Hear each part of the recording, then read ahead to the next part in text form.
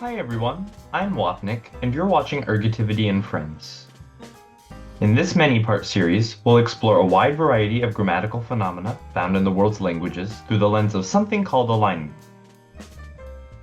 In Chapter 1, which you're watching right now, we'll spend some time talking about what alignment even is. We'll then conclude with an outline of what we'll be doing in the subsequent chapters of the series. So, without further ado, let the games begin.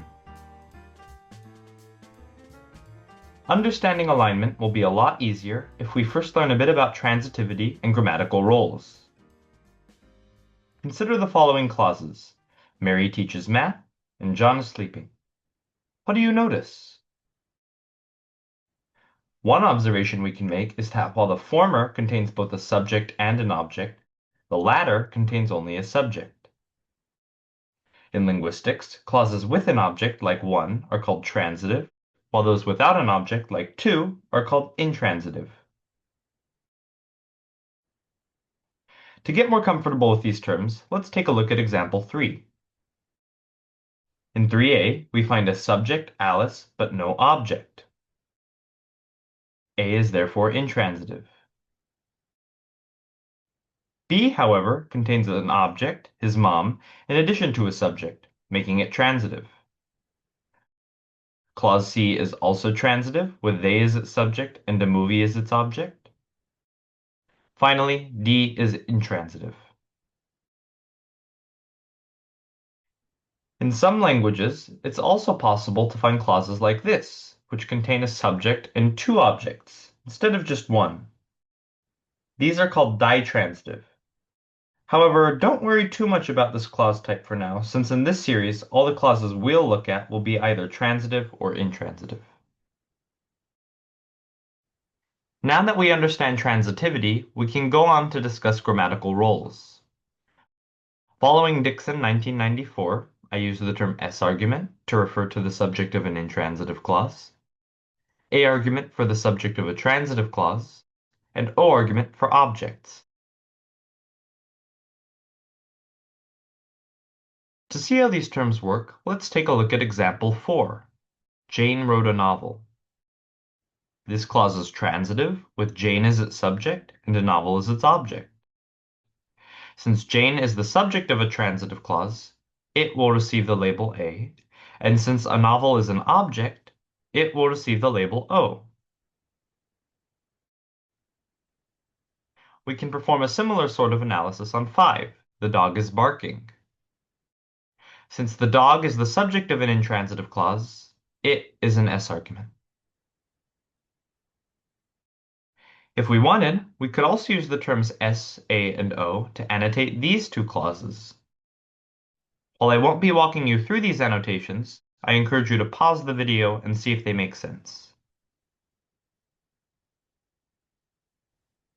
In addition to the terms S, A, and O, we will use the term oblique to refer to any nominal that is neither a subject nor an object.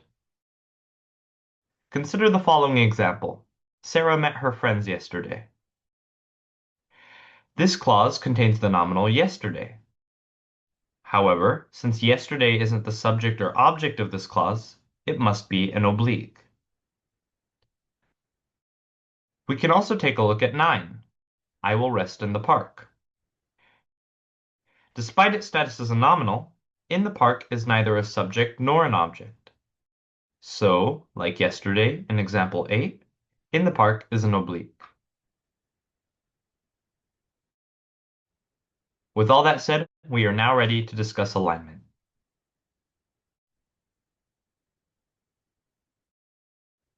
Consider the English clauses in 10. He is sleeping, and he met him yesterday at 3 o'clock. What do you notice? In these clauses, we see the third-person masculine singular pronoun take two different cases. In case 1, it bears the form he, and in case 2, it bears the form him. We might also notice that the pronoun takes case 1, both when it is an S argument and when it is an A argument, while it takes case 2 only as an O argument. That is, S and A arguments take the same case, while O arguments take a different one. Languages like English, where S and A arguments behave similarly, while O arguments behave differently, are said to exhibit accusative alignment. Now suppose that in some parallel universe, the grammar of English works a bit differently. We'll call this alternate version of English, English 2. Consider the data in example 11. He is sleeping, and him met he yesterday at 3 o'clock. Once again, we see the third person masculine singular pronoun take two different cases. However, whereas in regular English, S and A arguments received case 1, while O arguments received case 2, here it is S and O arguments that receive case 1, and A arguments that receive case 2. Thus, unlike in regular English, where S and A arguments behave similarly to the exclusion of O, in English 2, S and O arguments behave similarly to the exclusion of A. Languages with this property of treating S and O similarly and A differently are said to exhibit ergative alignment. Now, if you speak an accusative language, ergative languages probably seem pretty strange. However, data from chapters 98 through 100 of the World Atlas of Language Structures suggests that as many as 1/4 of the world's languages display ergativity. That's a lot. So maybe ergative languages aren't as weird as they might at first seem. Okay, let's consider one more alternate version of English. English 3. Consider the data in example 12. He is sleeping, and he met he yesterday at 3 o'clock. Here, we observe something rather different to what we saw in English 1 or English 2. The third person masculine singular pronoun takes the same case regardless of whether it is an S, A, or O argument. That is, S, A, and O arguments all behave similarly. Languages like English 3, where S, A, and O all behave the same, are said to exhibit neutral alignment. Here's how the three alignment types discussed above look when placed side by side.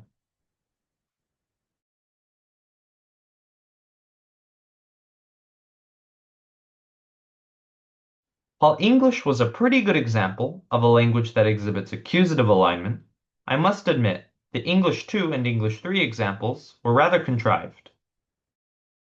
For an example of a real language that exhibits ergative alignment, we can turn to the Northeast Caucasian language, Hunzib. Consider the data in 13. The girl slept, and the boy hit the girl. From this data, it seems that both S and O arguments receive case 1, which is unmarked. A arguments, on the other hand, seem to receive case 2, marked by the suffix ul. Since in Hunzib, S and O arguments behave similarly, while A arguments behave differently, we can say that Hunzib exhibits ergative alignment. Moreover, for an example of a real language that exhibits neutral alignment, we can take a look at Mandarin.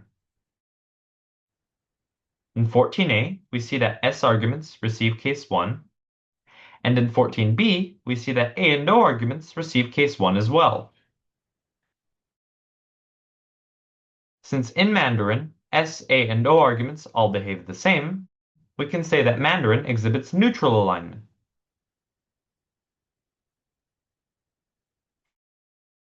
Now, the viewer should note that there exist alignments other than accusative, ergative, and neutral.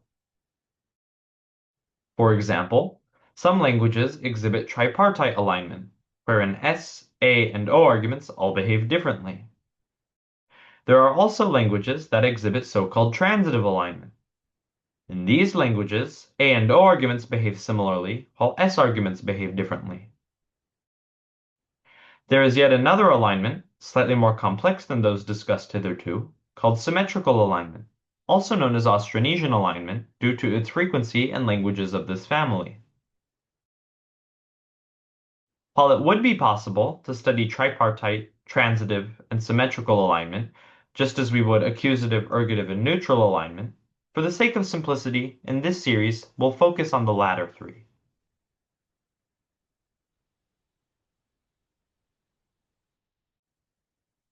Back in example 10, we saw how English exhibits accusative alignment in its case marking patterns. Both S and A arguments receive case 1, while O arguments receive case 2. However, example 10 allows us to make another observation about English grammar. The third-person masculine singular pronoun appears in front of the verb both when it is an S argument and when it is an A argument, while it appears behind the verb when it is an O argument. That is, S and A arguments occupy the same clausal position, while O arguments occupy a different one. Thus, it seems that English exhibits accusative alignment, not just in its case marking patterns, but also in its word order.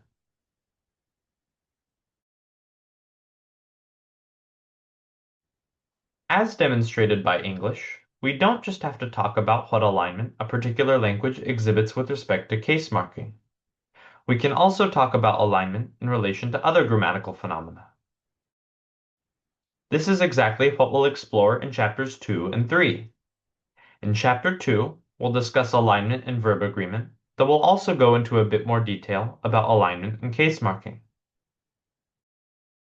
Then, in chapter 3, we'll talk about alignment in relation to word order and a number of other syntactic phenomena, including relativization, focus, ellipsis, pro-control, the formation of content questions, and the formation of imperative constructions.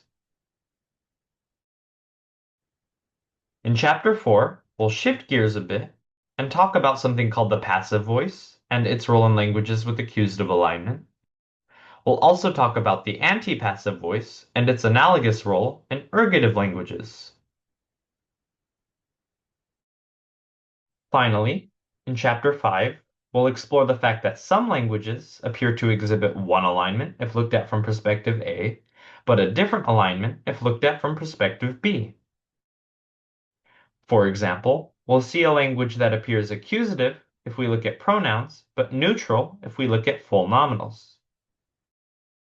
We'll come across a language that appears ergative if we look at clauses in non-progressive aspects, but neutral if we look at clauses in the progressive aspect.